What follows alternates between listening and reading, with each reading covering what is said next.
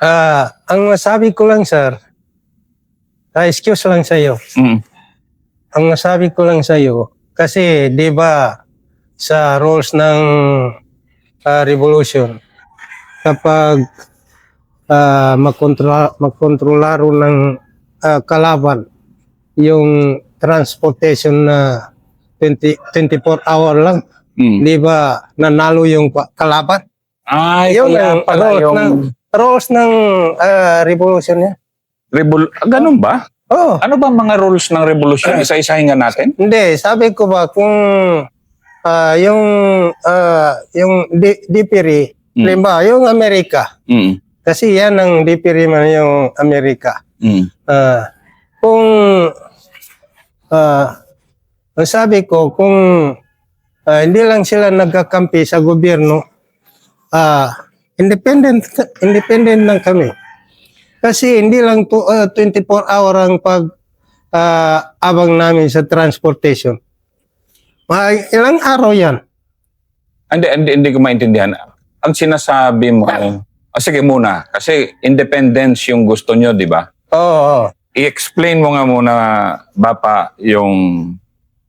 Kasi hanggang namatay si Ameril Umbra, yun ang gusto niya, di ba? Independence. Yun ang gusto niya. Explain mo ngayon, Bapa, ano ba yung independence na sinasabi nyo? Yung kayong dalawa nun, kung nag-uusap kayong dalawa.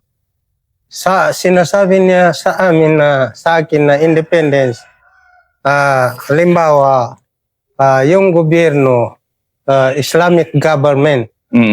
Ibig sabihin, ano yan? Ang namamahala yung Quran at saka Hadith. Yun yung... Yun ang sinasabing independence.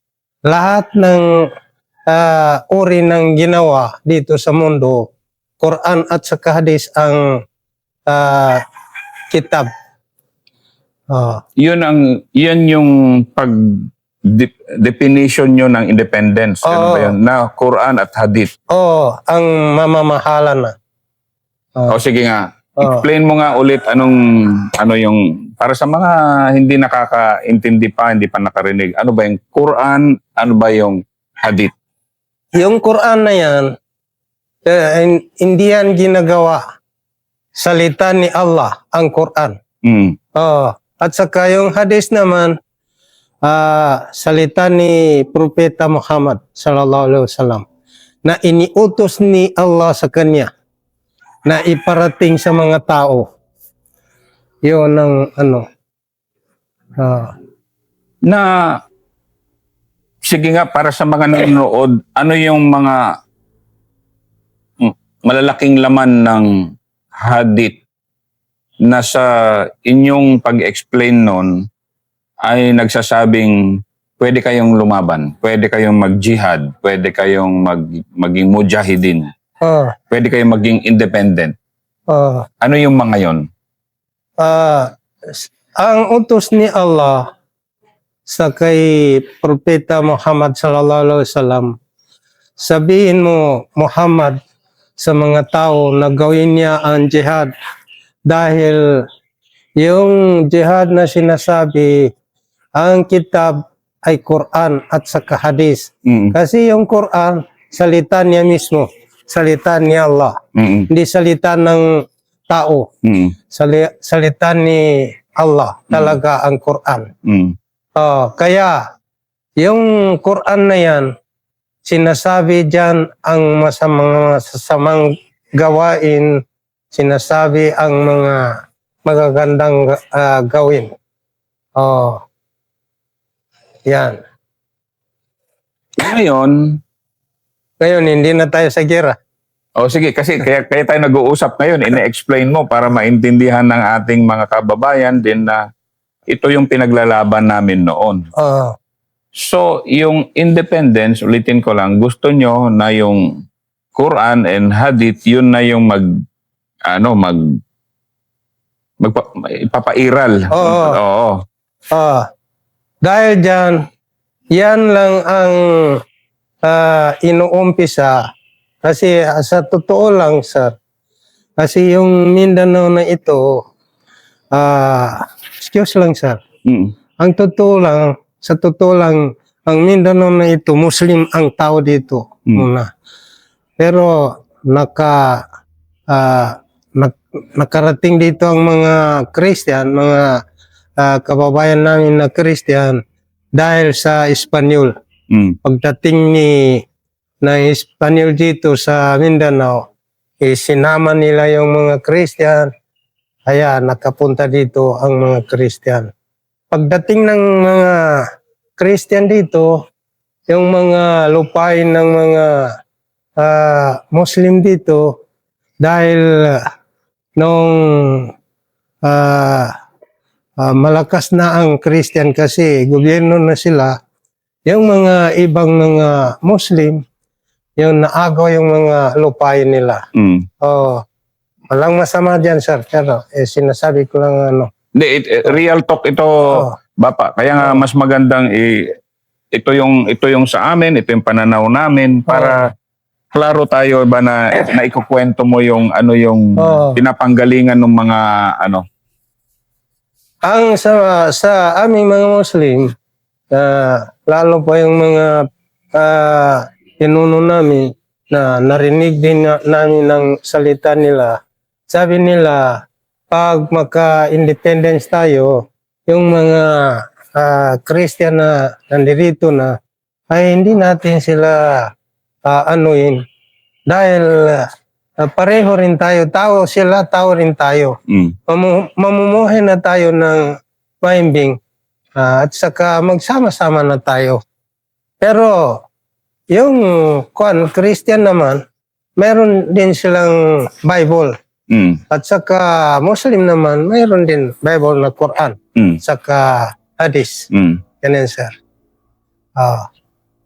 Tapos, sige, ituloy natin kasi nga para magawa nyo yung objective nyo, yung purpose nyo, yung hangarin nyo na ipairal yung Quran tsaka Hadith, kaya kailangan yung mag-armas. Paano nyo pinag-uusapan yan para binabalikan natin yung mga kasi pinapaintindi natin na ito yung pinaka-basic talaga na yun ang ko, Ustad, ito yung basic na maintindihan nyo, lalo na yung mga kabataan ngayon. Kasi kasaysayan na to, history na ito pinag-uusapan natin. Dapat lang, sir. Excuse lang, sir. Dapat lang ang makausap mo sa pinag-usapan natin, yung purely na ustads. Marunong magsalita ng Tagalog o makaintindi ng kitab. Kasi yun lang sana ang maka-explain. Maka-explain sa iyo. Sige. Balik gera tayo. Balik yung mundo nyo ni Ameril Umbra. Alam mo, sir, kami ang nagpasok dyan sa airport. Kailan yun? Kuhan ko, anong year yun? Pero panahon ng gera sa Campo Mar. Nag-order si Ameril Umbra na pasukin natin ng airport. Ano naman yung objective nyo nun? Ano yung kwan nyo nun, Bapa? Na bakit nyo gagawin yun? Dahil yung lakas ng mga militar dyan sa airport. Na galing, Kasi nagkaroon ng bombing din dyan sa airport Tapos may dalawa nga nag-suicide pumasok dyan. RPG yan, sir. Walang bombing dyan. RPG ang ginamit namin. So ikaw kasama ka doon? Kasama ko doon. Pero hindi ako gumamit ng RPG. Si Karyalan ang gumamit ng RPG. Si Karyalan? Pero kasama ko sa tao na pumasok yan. Na medyo usapang mandirigma ulit ito. Medyo mabigat yon. Pumapasok na talaga kayo sa gitna ng Cotabato. Pagpasok namin dyan, sir, medyo mahirap. Kasi alam mo, yung mga militar nakaabang sa lahat ng daanan. Tapos, so paano naging plano nyo? Tapos kasi, alam mo sir, yung mga mujahidin, kapag ginawa niya ang utos at doon sa pinagawa, kahit mamatay na doon, yun ang, Kasi nga naririnig ko sa lahat ng interview ko sa mga ninyo na ganun palagi yung na kahit mamatay na, tanggap niya. Mas gusto nga niya mamatay na nakipaglaban para diretso. Ganun ka rin nun, Papa. Ganun din. Alam mo sir, sa puso namin, magkapareho ang kamatayan namin sa pamumuhay. Anong sabihin nun? Anong sabi? Anong pagsalita niya? Pareho ang kamatayan. Pareho ang kamatayan at saka mamatay. Ayaw ng paninindigan ng mujahidin. Pero mas mataas na kamatayan. Kasi sa kamatayan, diretso ka sa paraiso. Sa kabuhayan, marami ka pang sa pamumuhay mo, mapagod ka pa. Diretso ka na sa paraiso, wala kang problema. Walang mainit doon, walang masama, walang makatakot. May asawa kang anong karamihan? 70 plus. 72. 72 plus. Sige, isa-isahin nga natin yun, Papa. Kasi medyo yan yung, kasi ito yung mga ine-explain mo na kasi ito yung sa amin. Kasi sinasabi mo, pag mamatay ka, diretso sa paraiso. Kung buhay ka, may paghihirap pa dahil nga maghanap ka pa ng pagkain mo. Kaya kung naging mujahid yung isang Muslim at mamatay, parang shortcut na yan sa paraiso, parang ganon? Pero kasi yung mujahidin na sinasabi, maraming nimpedon na sa Tagalog, Mbibiraya. Pambekat Tagalog sa Mbibiraya na. Yung mujahidin na sinasabi, maraming iba-iba. Okay, explain mo ngayon, Bapa, ano ba yon? Anong pagkakaiba ng mga yung pagkakaiba ng mga mujahidin, yung tunay na mujahidin, yung tunay na mujahidin, hindi umiwan ng lahat ng sambayan. At saka hindi gumawa ng mga masama. Ang tunay na mujahid. Ang tunay na mujahidin. At saka hindi kumain ng mga masasamang kainin. Haram. Haram. Hindi uminom ng alak. Walang laro. Yung mga iba't ibang laruan. Bawal yan sa mujahidin. At saka bawal din pumatay ng tao. Yung tunay na mujahidin. Tunay na mujahidin. Dali, ang mujahid isang tao, mujahidin maraming tao. Marami. Tao. Sige. Okay. Alam mo yung mujahidin na sinasabi sa kitab, sa Quran, tayo halimbawa, kayong mga sundalo, binawal din na pumatay ng sundalo na hindi doon sa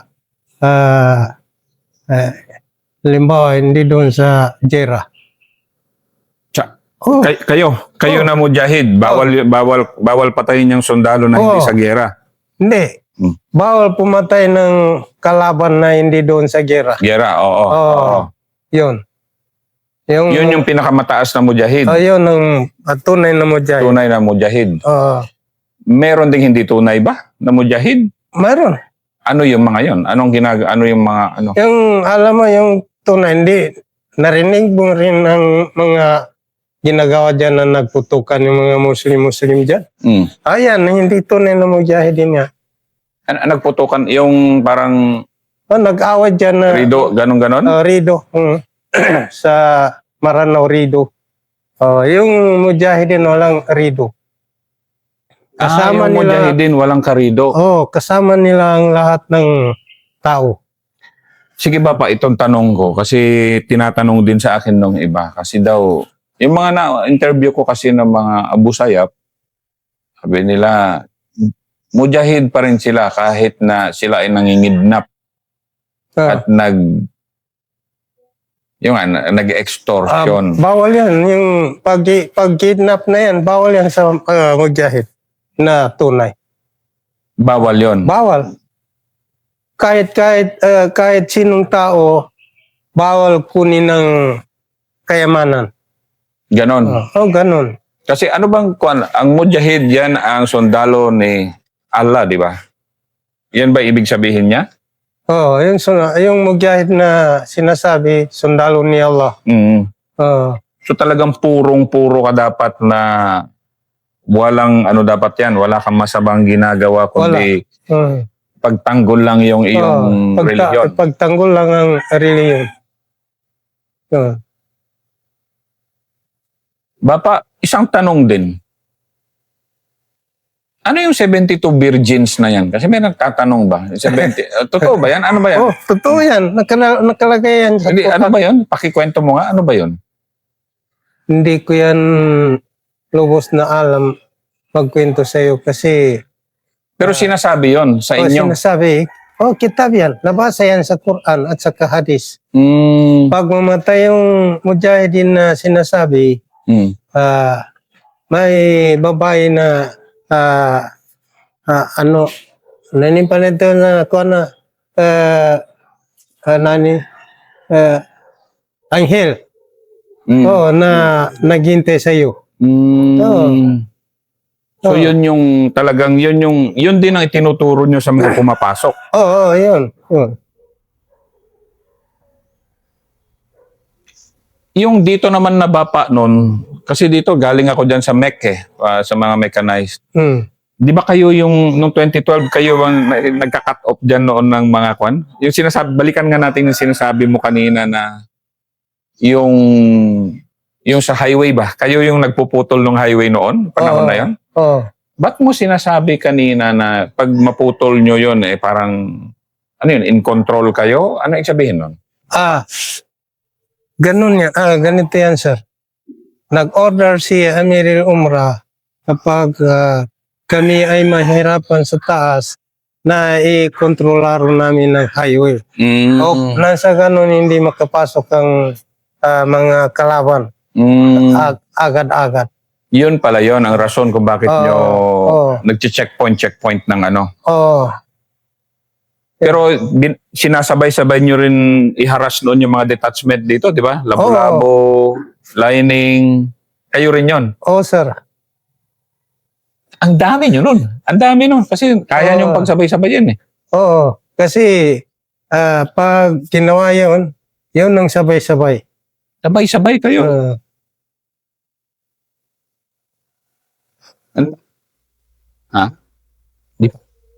Ang nasabi kong maliit pa kami, sir, konti kami nung pag-umpisa sa Campo Uma. Paano kayo dumami? Nang dumami kami kasi nainggit yung mga tao sa ginagawa at saka nabasa, nabanggit yung Quran at saka hadis. Yung nainggit yung mga tao. Sabi nung mga tao, magsali kami kasi si Allah pala ang nag-utos. Hindi utos ni Hasim Salamat, hindi utos ni Haji Murad. Si Allah mismo ang nag-utos ng jihad. Kaya dumami yung Mujahideen. Ganon pala ang nangyari. Ganyan ang nangyari. Ano yung pinakamadami nyo nung panahon nyo na marami talaga kayo na yung under kay Amiril Umrah? Gaano kadami kayo? Ang dami-dami ng 105, sir. Gaano kadami? Libo-libo yan, sir, pero hindi ko natandaan kung ilan talaga. Pero sabi ko sa iyo, napakarami talaga. Na basta nainggit sila? Lahat ng unit, sir, napakarami ang 105. pinakamarami ang 105. Sa Dahil nainggit sila. Nainggit sila na nainggit inyo. sila sa pamamaraan ni Amiril Umrah. Kasi marami rin kasama ni Amiril Umrah na ulama. Ustaz. Mm. Talagang kwan din siya. Oo. Katulad mo na sabi mo, hindi ako maliit na pero talagang pinalibutan niya rin sarili niya ng mga ustads talaga. Oo.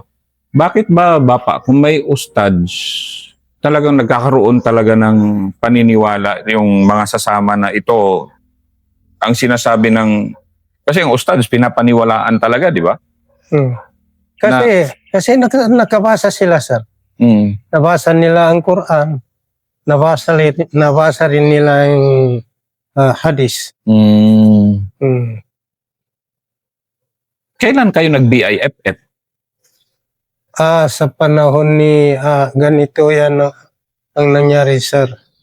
Nung panahon ni Amiril Umrah, nang sobrang dami siya, pinakamarami ang tawa nila. Ngayon itinakwil sila ng MI. Ganon ang nangyari. Dahil yung MI at saka gobyerno nagkasundo, sinabi ng gobyerno na pag nandyan pa si Amiril Umrah sa MI, hindi namin ibigay sa inyo ang kinakailangan ninyo. Ganun pala ang nangyari. Kaya itinakwil ng MI si Amiril Umrah. Yan diyan nagpunta si Amiril Umrah sa Campo Umar. Yun pala yun. Nung pagpunta ng Amiril Umrah, ano na kayo nun? Itinakwil na ng, hindi na tinanggap ng MI pala kayo noon. Kaya nabuo ang freedom dahil sabi ng MI, hindi na kayo MI. Hindi na kayo MI. Mga lost command na kayo. Hindi. Kaya gumawa si Amiril Umrah ng pangalan na BIFF. Yun ang paggawa ng pan. Na nandun ka pa rin. Pero sa totoo lang, MI kami. Pero yung MI naman ang nagsabi na hindi na kami MI. Yun pala yun ang nangyari. Yan ang nangyari, sir. Pati si Karyalan. Pati si Karyalan. Si Karyalan na yan, company commander man lang yan. Dati, nung nagsisimula. Oo. So halos mas mataas ka pa nga sa kanya. Oo. Yung pala yan na humiwalay kayo, sarili nyo na lahat yung... lahat ng pamumuhay namin, sarili na namin. Pero ikaw noon, hindi ka nang hihina sa pananampalataya mo na... Hindi. Kasi yun ang pag-asa, tulong ni Allah. Dahil sa pananampalataya. Yan ang armas namin, sir. Pananampalataya. Armas ng mujahidin, pananampalataya. So sa mga panahon na yon, masabi mo bang tunay ka na mujahidin? Na mujahid? Sa akin, sir, sa aking paningin sa sarili ko, tunay ako na mujahidin. Hindi ko gusto ang lahat ng krimen na ginagawa. Ang ganda naman ng interview na to.